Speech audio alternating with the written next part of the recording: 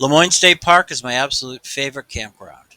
It's close to Acadia National Park and Bar Harbor, but far enough away to avoid traffic and tourist hassles. Plus, the views are spectacular. Also, did you know that there's a lobster hatchery just down the road from Acadia's main entrance? Join me as I explore the campground and visit the part of Acadia many people miss, and learn about lobsters on my first year anniversary of camping with the Yankee camper.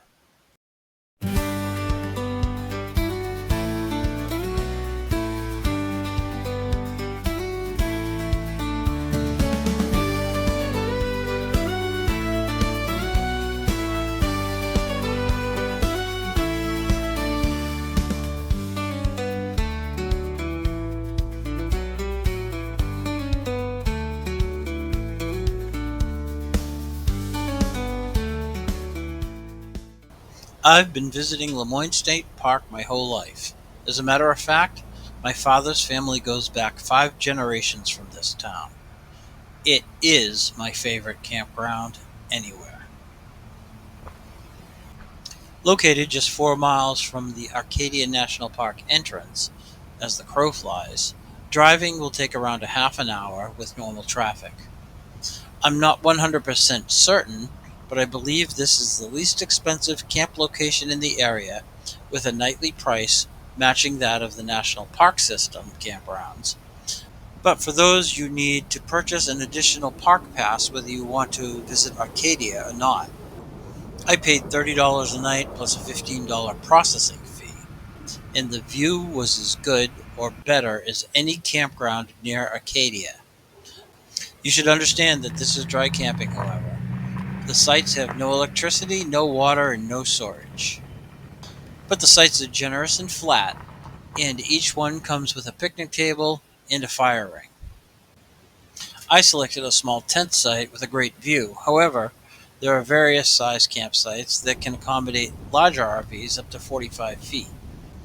And although it may be a ways from the hustle and bustle of Bar Harbor and Acadia, it's a ways from the hustle and bustle of Arcadia, meaning it's peaceful and pleasant.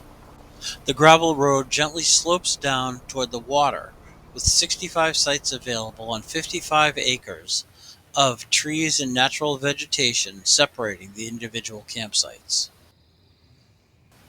Initially created by the Navy as a coal refueling station during World War I, by the Second World War, ships were no longer relying on steam power, having moved to diesel engines. The state took over the property after World War II and developed it into a park and campground in the 1950s. I'll cover the campground amenities in a moment, but first, let's visit a part of Acadia many people miss. This is Schoodic Point at Acadia National Park. It's an absolutely beautiful location. Underappreciated, I think, by a number of people who come to Acadia and only stay over on the Mount Desert side. The views are stunning, spectacular, just amazing.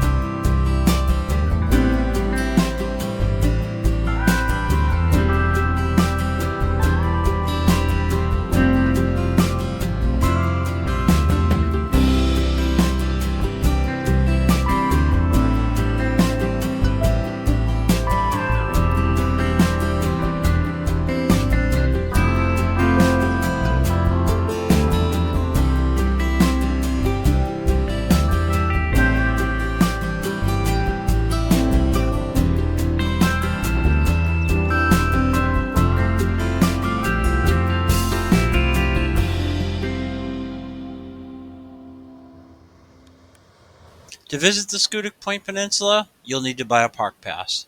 This can be obtained while at the Visitor Center at Hulls Cove on MDI, at the Park Loop Road entrance station, as well as several other locations around the island. Entrance passes can also be purchased online at recreation.gov. Like the Park Loop Road, The Schoodic Loop Road is also only one way, with the beginning just past Fraser Point in Winter Harbor, and there's no parking except in designated areas. Before the turn of the 20th century, Schoodic was slated to become a rival to the luxury accommodations at Bar Harbor across Frenchman's Bay. John G. Moore, from neighboring Steuben, had earned his fortune in New York. He bought a significant portion at the end of the peninsula, around 2,000 acres, built a summer retreat, and began planning for a luxury hotel and grand houses that would compete as a summer resort with the prospering Bar Harbor. Moore died before he could realize his dream, leaving his wife and two daughters with the land, none of whom had interest in developing it, however. More than 20 years after Moore's death in 1922, his widow, now remarried, and daughters living in England offered the property to George Dorr as he was working to create the national park on Mount Desert Island, the first east of the Mississippi River. Dorr accepted the gift and planned for the land to become part of Lafayette National Park. The now very English Moore family refused to agree to adding their donation to a park named for a Frenchman, no matter how noble he was. So, in 1929, the renamed Acadia National Park was increased by 20%. Around the same time, John D. Rockefeller Jr., after having built a number of carriage roads, was working to create a loop road for vehicular traffic that would circle the edge of the new park and highlight some of the key points of beauty. There was a major issue, however. Along the hills above Otter Creek stood a naval listening station that had been established in 1917. The Navy insisted this location was critical to the post-war effort of keeping America safe. As tension and instability increased in Europe in the mid-30s, the Navy wanted to double down on maintaining their facility. Rockefeller offered an alternative. He would help finance the relocation of the base to Schoodic Point and build a building to serve as the operation center and housing. Unlike most military buildings, John D. hired renowned architect Grosvenor Atterbury to design the structure in a French eclectic style, and it functioned as the centerpiece of the base with as many as 350 personnel and 150 civilians serving at the post. With improvements in satellite technology, the Navy no longer required such an installation and announced its intention to close the base in the 90s, completing the process in 2002. The National Park Service began to transform the function of the buildings, and by 2004, they had opened a Center for Natural Research and Science. Undergoing several name changes since its inception, they settled on the Schoodic Institute in 2014, where they work to encourage people of all ages to engage in science. There are a number of places of natural beauty along the Schoodic Loop Road, and there's a parking lot overlooking Frenchman's Bay at Blueberry Hill. Plan to spend several hours along this quieter part of the park. You can even enjoy a picnic with sandwiches from Winter Harbor Provision. Now, you know. Let's transition back to Lamoine and the amenities at the campground. Centrally located within the park is a blockhouse with flush toilets and hot showers. I couldn't find a date for when this was built, but I'd say it's probably less than 30 years old. Also scattered throughout the campground are a number of unisex pit toilets. Inside the restroom, you'll find three sinks united in a solid surface top, plus a fourth sink to meet ADA compliance. All sinks have cold water only. Moving through the facility, you'll find two flush urinals and a single stall. I was disappointed that the lock didn't work, and there was no apparent attempt to install something like a barrel bolt. In addition, there's an ADA compliant stall with a very large area to accommodate a wheelchair. I assume the women's bathroom is set up with 4 stalls, but I can't really speak to that. Off to the right when you first enter is an infant diaper changing table, as well as a rubbish barrel for small bits of trash. The building houses a total of 5 showers, although one was closed due to maintenance. The showers are free using a simple button to activate the water. However, there's no heat control, and the water was tepid, but by no means hot. However, I was able to get clean, and I'm sure this discourages long showers from inconsiderate guests. The center shower is larger and ADA compliant with both an upper and lower shower head. There are hooks on the wall and a seat for personal items, but I wouldn't call the stall roomy. Nevertheless, it was clean and I didn't feel skeeved so long as I wore my flip flops. Located next to the women's room is a stainless steel sink for doing dishes. It has hot and cold water controls, although, like the shower, the water never really got truly hot. Local area information is available in a display case attached to the wall between the showers. Located across the road from the restrooms is an interpretive center. Here you'll find information on the history of the park itself, as well as other areas of interest, including wildlife identification, information on lobsters, insects in the area, trail maps, as well as a junior ranger activity book to inform the younger people with you about their environment. There's also a book swap here where you can exchange a book you finished with one you haven't read yet. I wanted to learn more about one of my favorite New England treats, and to do that, we took a trip over to MDI. Less than a mile after you cross the bridge from Trenton onto Mount Desert Island, going down Route 3, you'll find the Oceanarium on the left-hand side. This was my first time visiting the Oceanarium, but not the first time I'd been to this location. I had come here to learn about lobsters back in the 70s with my parents. The entrance fee is $18 for adults, about half of what it would cost you for a lobster dinner. Seniors are $15, children and students 13 to 18 are $16, those under 12 are 14, active military and veterans are 13. If you're under 3 or over 90, you get in free.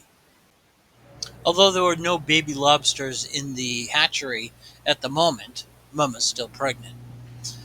They grow extremely quickly, going through 4 molts and doubling in size in just a few weeks. After their 4th molt, they are heavy enough to sink to the bottom of the ocean where they spend the rest of their life. Only 2 out of every 50,000 eggs are expected to survive in the wild.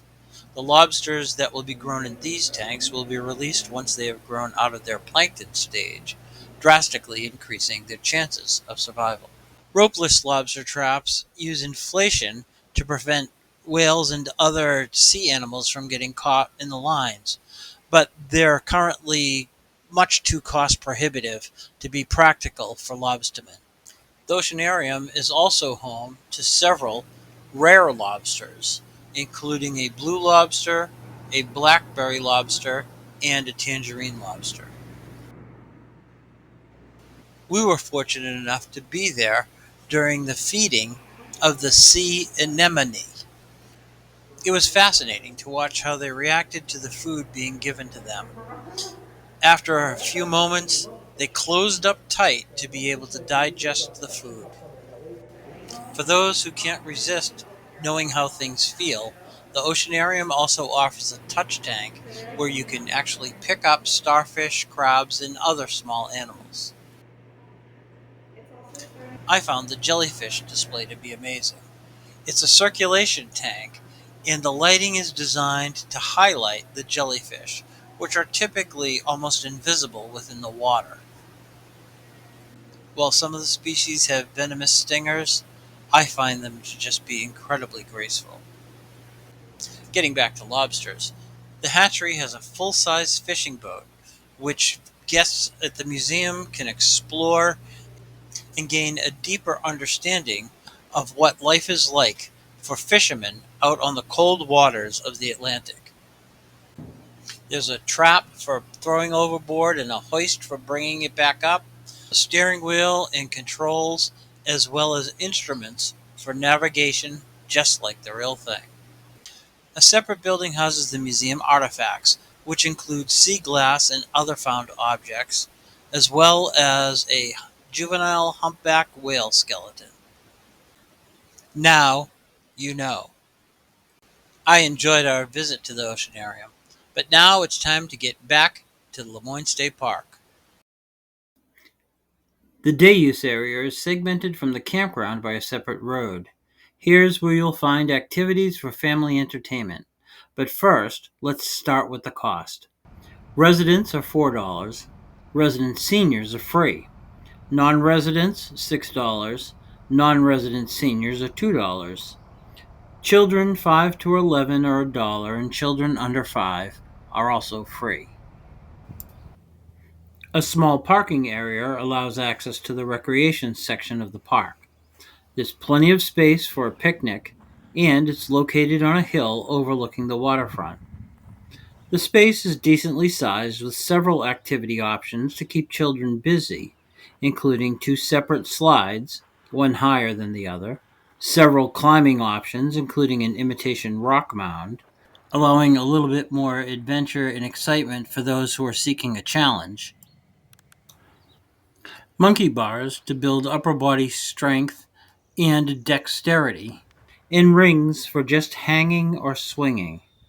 And speaking of swinging, the park offers 2 bucket swings for younger children and 4 sling swings for those a bit older.